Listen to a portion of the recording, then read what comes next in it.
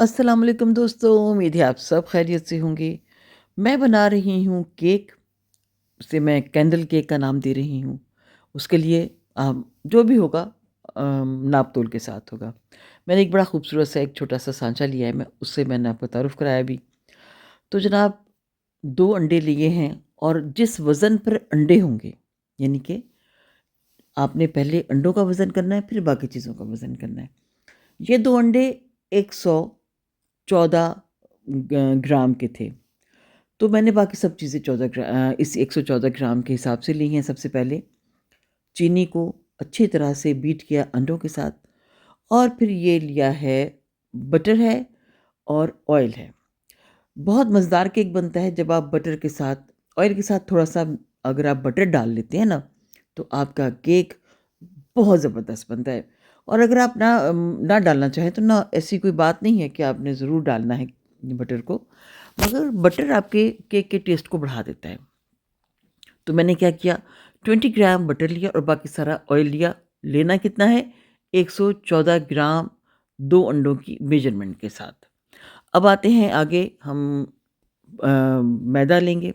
मैदा भी उतना ही वज़न में ले रहे हैं, यानी कि 114 ग्राम, और इसमें डालेंगे हम 1 चाय का चम्मच बेकिंग पाउडर।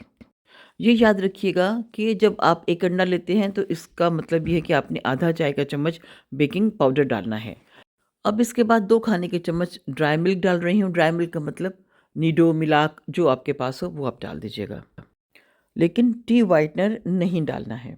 इसी में चुटकी भर नमक डालने के बाद इसे अच्छी तरह से मिक्स कर लेंगे, ताकि तमाम चीज़ें एक साथ एक जगह पे, यानी कि सरायत कर जाएँ, मिक्स हो जाएँ। और फिर उसके बाद अपने अंडे का मिक्सर जो हमने साइड पे रखा हुआ था, उसमें इन तमाम चीज़ों को 2 से 3 बार, बार नहीं मतलब 2 से 3 शिफ्ट्स में आपने छानना है और मिक्स करना है। एक साथ तमाम चीज़ें नहीं डालिएगा।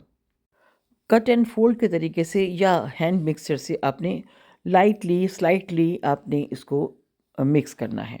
एक साथ बहुत ज़्यादा घोटा नहीं मारना। मुझे कि मैंने ये 6 इंच का पैन लिया है। इसमें डाल रही हूँ सारा का सारा बैटर, सारा नहीं, क्योंकि वो जो मैंने क्यूट सा एक छोटा-सा आपको दिखाया था ना, पैन, केक पैन, ये अब इसमें डालने लगी हूँ। 1/3 हमने इसमें डालना है मैदा, बैटर। इसमें भी हमने डाल दिया 6 इंच के पैन में भी और उसमें भी। ये 20 मिनट में बेक होके हमारे सामने है। इलेक्ट्रिक ओवन है मेरा, 170 ग्राम में मैं करती हूँ, और उसका जो टेम्परेचर है 170, यानी कि 170 पे रखा, और मैं तो दोनों रॉड्स ऑन कर देती हूँ और बन जाता है 20-25 मिनट में केक बन जाता है ये वाला। जब ज़ाहिर है बैटर कम है तो कम टाइम लगेगा, बैटर ज़्यादा है तो थोड़ा-सा टाइम ज़्यादा लगेगा। उसे रख दिया है अच्छी तरह से, शॉपिंग बैग में आप डाल के रख सकते हैं, क्लिंग फाइल में रख सकते हैं। आपको उसे ठंडा करने के लिए फ्रिज में रखना है अच्छी तरह से लपेट के, ताकि वो मॉइस्चर उसका वहीं लॉक हो जाए और ड्राई ना हो। मैंने अब ली है, फ्रेश क्रीम को मैंने कर लिया है अच्छी तरह से बीट, और इससे हम केक को कर रहे हैं 2 पीसों में, यानी कि सैंडविच सा बनाएँगे केक उसका, क्रीम का। 2 हिस्सों में मैंने इसको तक़सीम किया, यानी कि काट दिया है दरमियान से। और अब ये देखिए, हमने रख दिया अपना ये रिवॉल्विंग केक रिवॉल्वर जो होता है जिसमें केक सेट करना पड़ता होता है, और पहले हम इसको करेंगे सोक। आप कीजिएगा, मैं पानी से भी कर सकते हैं, मगर मैं इसे कर रही हूँ, दूध से सोक कर रही हूँ। दूध से जब सोक करते हैं तो इसका टेस्ट और रिच हो जाता है। और जो आपकी सबसे नीचे वाली सतह होती है ना, उसको कम सोक करते हैं, और जो ऊपर हम डालते हैं इसका केक का जो पीस होता है, उसमें उसको ज़रा ज़्यादा सोक करते हैं। मगर ये तो मेरे पास बहुत छोटा साइज़ है केक का, यानी कि बहुत हाइटेड नहीं है। जब हाइटेड होता है उसमें स्पेशली सबसे जो पहला वाला होता है, नीचे जिसने आना होता है, उसे कम सोक करना चाहिए, क्योंकि उस पर बकिया केक के जो पीसेस होते हैं और क्रीम होती है, या जो भी आपने उस पे वर्क करना है, उसका लोड होता है। मैंने इसमें अच्छी तरह से साइड से जो भी हमारा क्रम्ब कोट भी साथ-साथ करें, जो कि जैसे मैंने भी किया।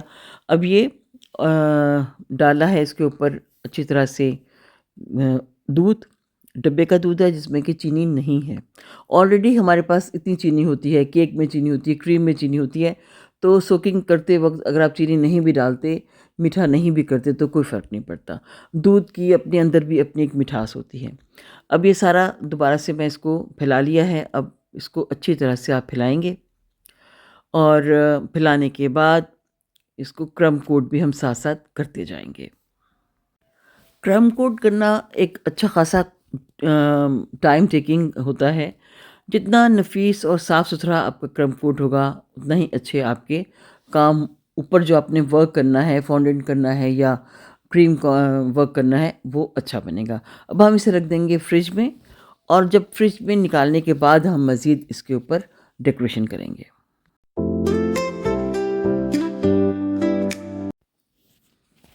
अब इसके ऊपर ऑरेंज कलर का मेरा बड़ा दिल चाह रहा था कि लाइट सा ऑरेंज कलर हो, जिससे कि मैं इसको डेकोरेट करूँ।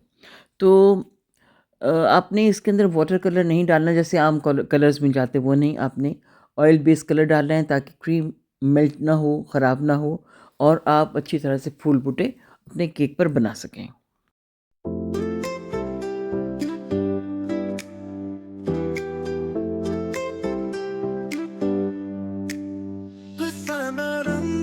केक के बाद मैंने अपने इस छोटे से क्यूटो को भी अच्छी तरह से क्रीम लगाई है, अच्छी तरह से इसको बेस बना दी है। ये मैं बना रही हूँ कैंडल। अच्छा, कैंडल बनाने के लिए मैंने अपने इस केक को बहुत ज़्यादा लेवल नहीं किया, बहुत फिनिश फॉर्म में नहीं लेकर आई हूँ। उसकी एक वजह ये है कि जो कैंडल के जो कतरे गिरते हैं और वो ऐसे फैल से जाते हैं और हमारी मोमबत्ती को भी डी शेप कर देते हैं, मुझे वो दिखाना था।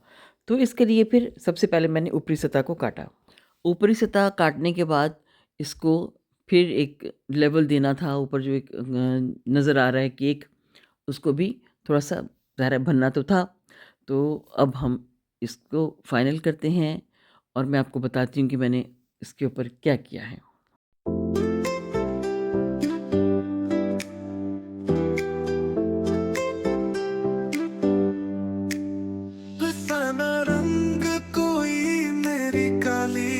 कई दफ़ा ऐसा होता है सोचा नहीं होता कि हमने डेकोरेट कैसा करना है। मेरा भी वही हाल था। मैंने नोज़ल्स देखी, उसमें से मुझे ये नोज़ल अच्छी लगी, मैंने इसी से काम करना शुरू कर दिया। यानी कि सबसे पहले मैं फूल बनाऊँगी, यानी कि ये 2B सॉरी नोज़ल है और इससे मैं सारा कवर करूँगी और उसके बाद बॉर्डर बनाऊँगी। बॉर्डर बनाने के बाद फिर देखते हैं कैंडल के साथ क्या होता है। मुझे नहीं मालूम था कि मेरी वीडियो रिकॉर्ड नहीं हो रही है। मैं अपने काम आराम से करती रही, पता ये चला कि स्पेस ख़त्म हो गया।